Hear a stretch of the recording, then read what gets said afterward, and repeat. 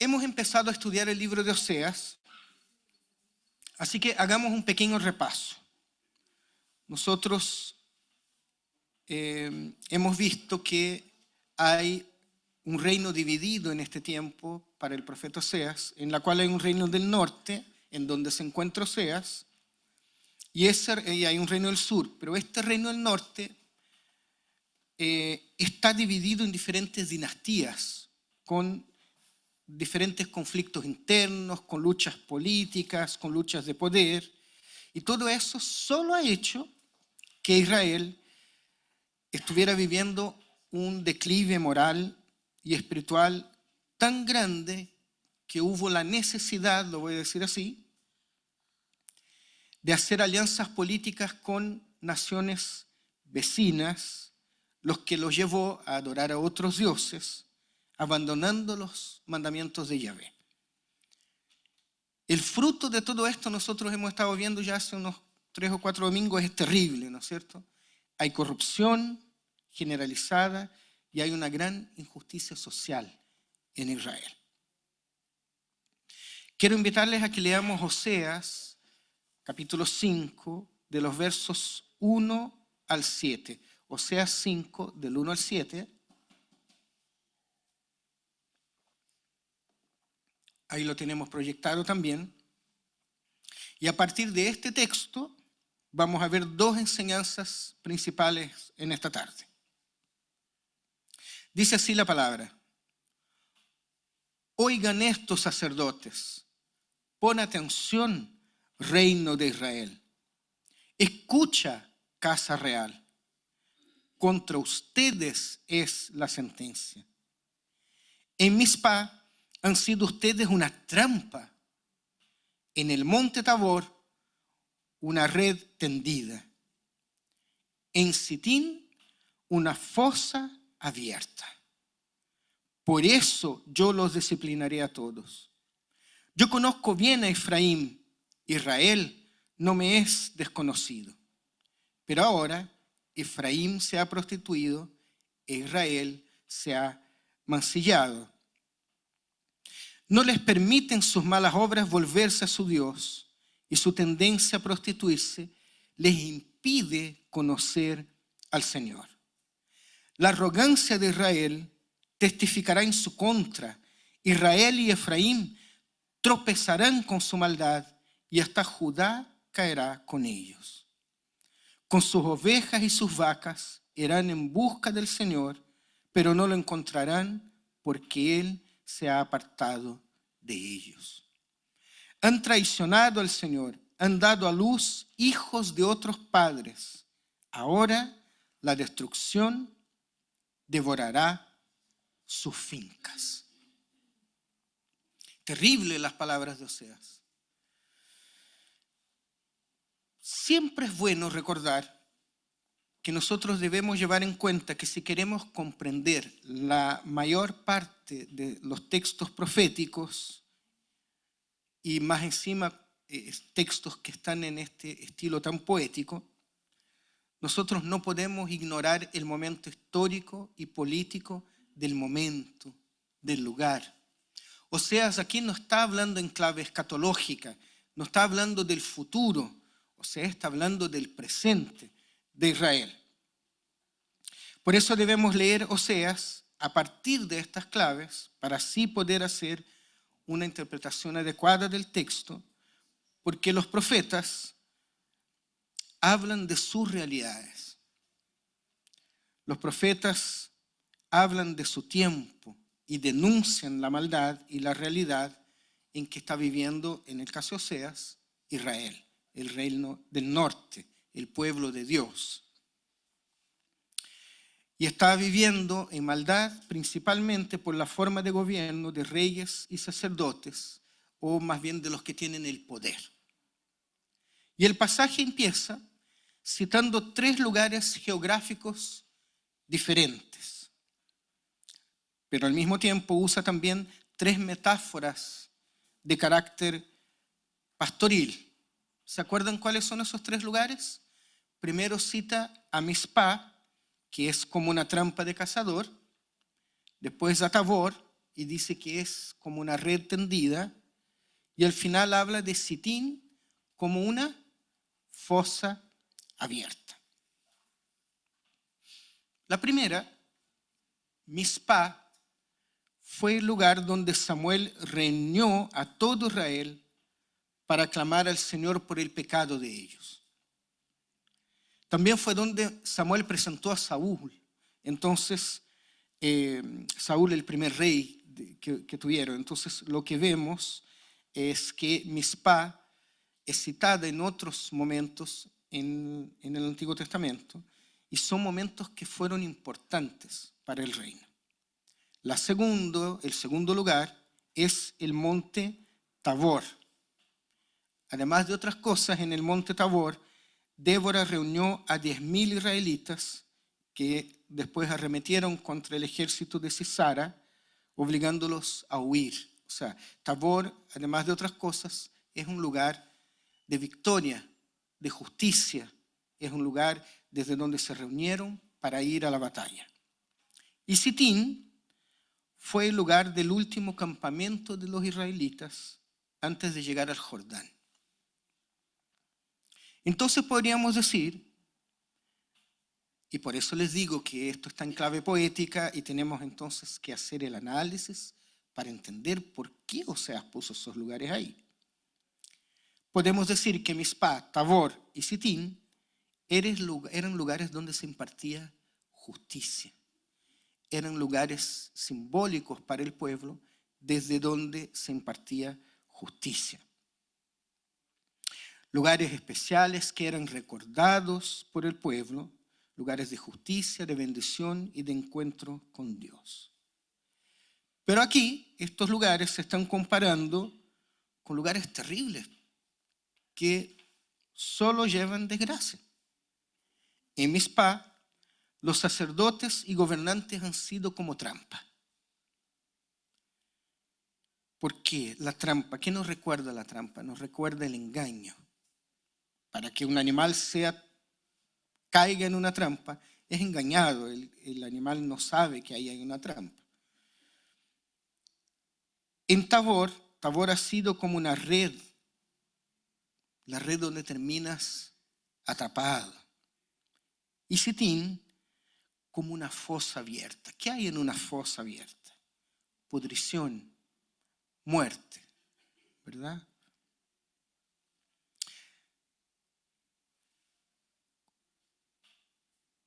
¿Se dan cuenta de lo poético que es Oseas y de cuánto perderíamos de la fuerza de las expresiones de él si no tomamos en cuenta del significado de esos lugares?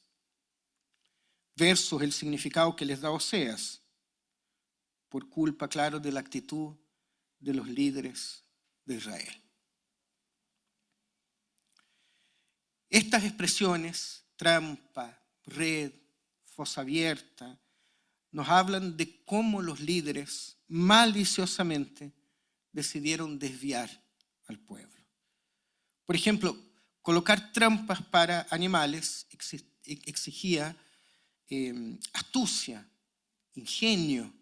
Yo no sé, yo de campo tengo poco, la verdad, pero han visto esto de las trampas, por ejemplo, las trampas para los conejos, ¿no es cierto? Que es un palito que se entierra como con un alambre, con un circulito, para que cuando el conejo pase ahí, ¿qué le queda ahí? La pata le queda presa ahí, ¿no es cierto? Bueno, las personas que vienen al campo cuando van a poner esa trampa, tratan de ver por dónde pasan los conejos, normalmente, porque dejan como una huella. Entonces ahí, escondidito, se pone la trampa. Lo mismo cuando se tendían las redes. Imagínense una red, algo que está en libertad, pero que la red viene a atraparlo. Pero aquí el llamado de atención es que esta misma forma de actuar está siendo usada para sacar provecho del pueblo. Estos líderes, en lugar de ser guardianes de la justicia y la equidad, se convirtieron en facilitadores de la impiedad. hombres que han perdido todo escrúpulo, hombres que han perdido todo el respeto y reverencia a Dios y por ende también a su pueblo. Han perdido el rumbo, han caído en lo más bajo. Pero aquí también está lo primero que les quiero compartir en esta tarde. Nosotros hoy, como iglesia, como líderes, como pastores, no estamos libres de caer en estos mismos errores. Porque los líderes que actúan mal terminan contaminando al pueblo. Por eso no da lo mismo lo que escucho. Por eso no da lo mismo la prédica que escucho en YouTube o en internet. Por eso no da lo mismo simplemente ser parte de una iglesia. Porque muchas veces nosotros, los líderes, hemos actuado mal. Y muchas veces hemos llevado a la iglesia y también a la sociedad que está allá afuera a lugares y momentos terribles. Y es por eso entonces que nosotros debemos tener cuidado y cuidarnos entre nosotros y nosotras. Debemos, y es una muy buena costumbre, orar uno por los otros, por ejemplo. Debemos estar siempre preparados para levantar el caído, porque cualquiera de nosotros, cuando menos esperemos, podremos terminar pecando y desviándonos de la voluntad del Señor. Y transformar lugares que son lugares para impartir justicia en lugares de iniquidad. Fíjense en el verso 4. Según Oseas, sus obras son tan malas que no les permiten volverse a Dios. Es tanta la maldad y el nivel de corrupción y degradación que el pueblo ha llegado tan bajo que dice la palabra ya no hay cómo volver atrás. De hecho, al hacer el análisis de todo este pasaje de 7 versículos, nosotros nos damos cuenta de una especie de progresión de la perversidad del liderazgo. Primero, estos líderes llevaron al pueblo a apostatar, luego ellos radicalizaron su maldad y después cayeron en una doble situación de pecado.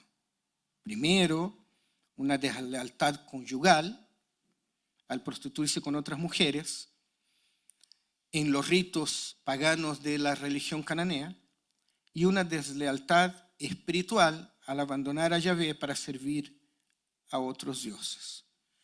Y lo peor es que no hay ninguna señal de arrepentimiento. Y de aquí quiero tomarme para destacar lo segundo de hoy día. Queridos, queridas, miren, la maldad es gradual. Los errores van de menor a mayor. El pecado nos va atrapando cada vez más, hasta que llega un momento en que parece que es imposible volver atrás. Así que, cuando sintamos que estamos cerca del pecado,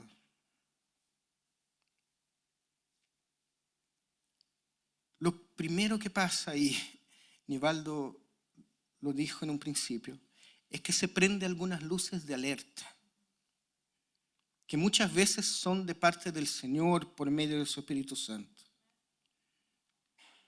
Bueno, cuando eso pasa, ese es el momento en que hay que darse vuelta caminar hacia el otro lado sin mirar atrás. Estos hombres de Oseas no supieron hacer eso. Se fueron enlodando cada vez más. Con el pecado, queridos, queridas, no hay que jugar. Es muy peligroso. No hay que hacerse el fuerte, no hay que hacerse el maduro. No, oye, yo tengo años de cristiano, yo tengo años de iglesia. Yo puedo exponerme al riesgo de pecar porque yo sé hasta dónde llegar. No, queridos, no. No jueguen con la tentación.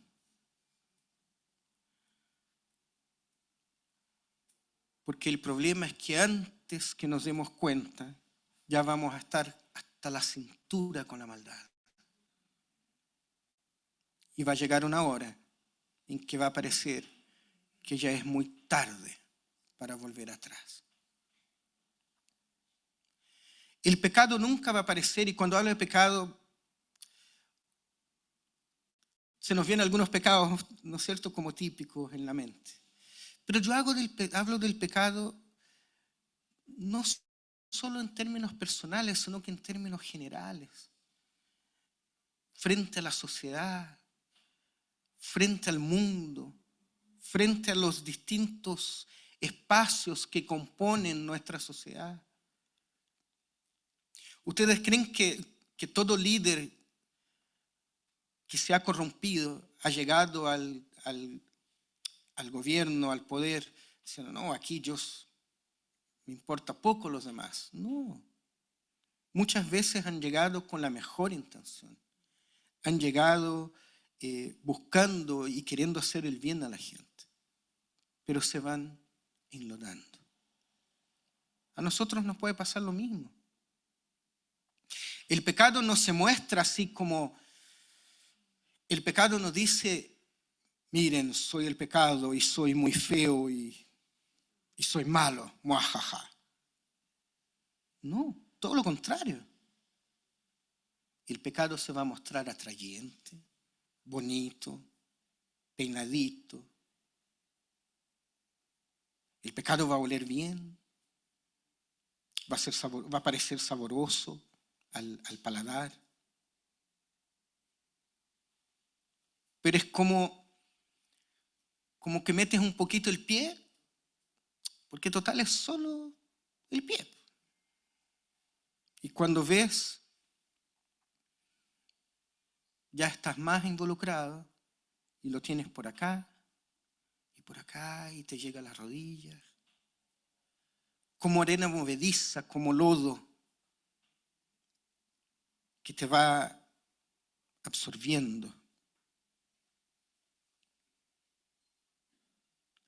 La mentira, por ejemplo. Una mentira lleva a otra mentira. Y a otra. Y a otra. Si hay alguien que en esta vida debe tener buena memoria, son los mentirosos. ¿Sí o no? Porque tienen que estar recordándose constantemente de sus mentiras pasadas para seguir fabricando las mentiras futuras. Porque ya están tan enlodados en sus propias mentiras que hay muchas cosas que no hay cómo volver atrás. Entonces tengo que empezar a vivir dentro de mis propias mentiras, aunque sean mentiras. Porque ya es tanta la gente que engañé, es tanta la gente que yo conté esto otro, que ¿cómo vuelvo atrás?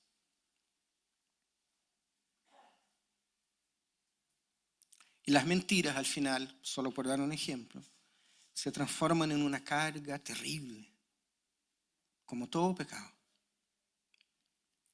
Entonces no se engañen, no juguemos con el mal. Hay que saber volver a Dios, porque uno nunca sabe cuando ya pasó el punto de no retorno. El punto de no retorno solo te vas a dar cuenta cuando ya lo hayas pasado. Entonces siempre va a ser mejor correr rápido y sin mirar atrás que empezar a coquetear con la maldad, hacer ojitos con la maldad. No. Porque lo que narra Oseas, por medio de esos escritos poéticos, es exactamente esto. Es una ruptura de parte del amor de Dios hacia Israel debido a la infidelidad del pueblo de Dios. Estos líderes aquí prefieren hacer alianzas con pueblos paganos que correr el riesgo de ser amenazados por ellos. Prefieren confiar más en ellos mismos que en Dios, hasta que hay un quiebre, una ruptura que se manifiesta en falta de justicia, de equidad, de derecho y de verdad.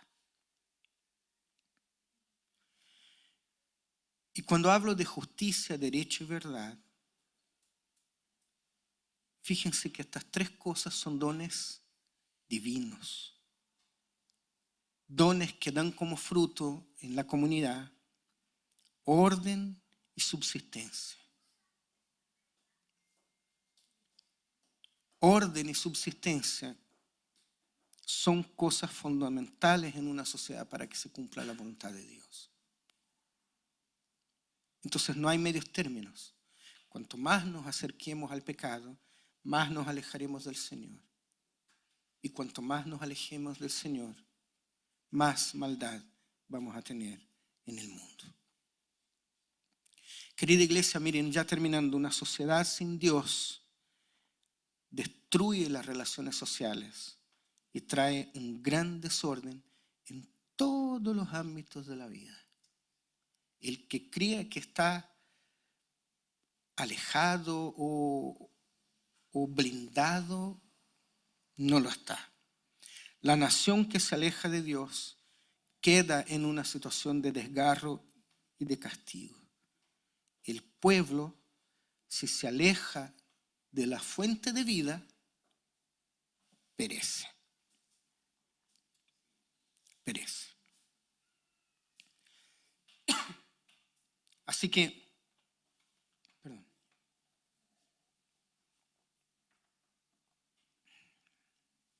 estemos atentos. No juguemos a que somos capos. No juguemos a que hay cosas que no me llegan y que no me afectan. No juguemos a que sabemos manejar las presiones, las tentaciones, porque eso no es así. El problema es que solo nos damos cuenta cuando ya a veces es demasiado tarde. El pecado, el alejarnos de Dios, es un riesgo constante que corremos todos y todas. Así que no esperemos que sea demasiado tarde.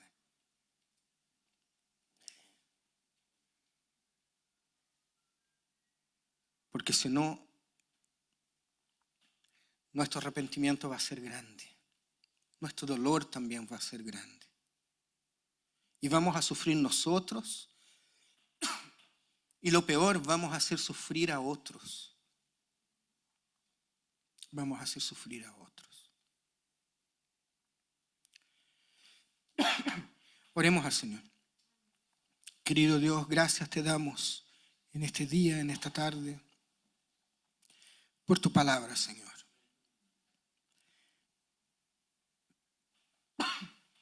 Ayúdanos y bendícenos como iglesia, Señor, en el nombre de Jesús. Amén.